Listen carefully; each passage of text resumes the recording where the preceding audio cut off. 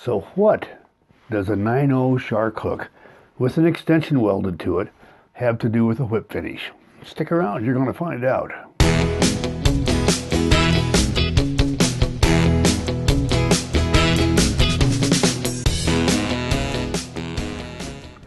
So we're going to start by removing our vise from the C-clamp and putting this shark hook in the clamp.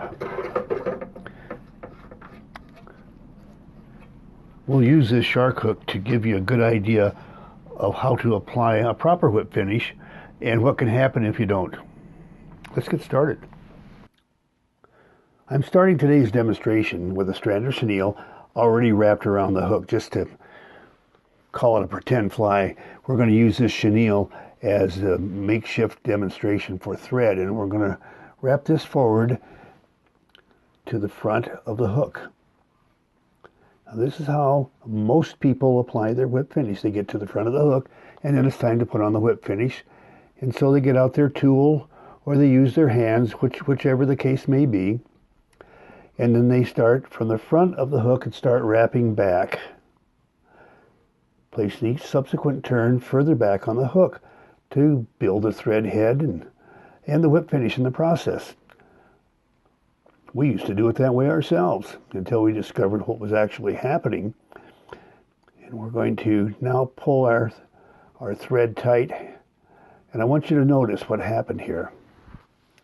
That the strand lays across the top of the whip and then goes under the 4 turns. That whip finish has a very good chance of failing. All a fish's tooth has to do is break and snag that thread right there. So let's take this apart and put on a whip finish and show you the proper way to do it. Instead of wrapping all the way to the front, you stop back on the hook the distance that you want your head to be, and then apply your whip finish, just like I'm doing right here.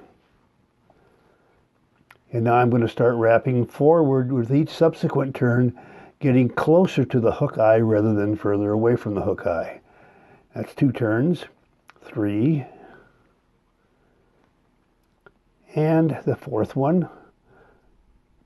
And I'm going to pull that tight. I want you to notice that the thread, all the turns of thread protect the loose end. And now when we trim it, we have 4 strands protecting instead of 1 laying over the top.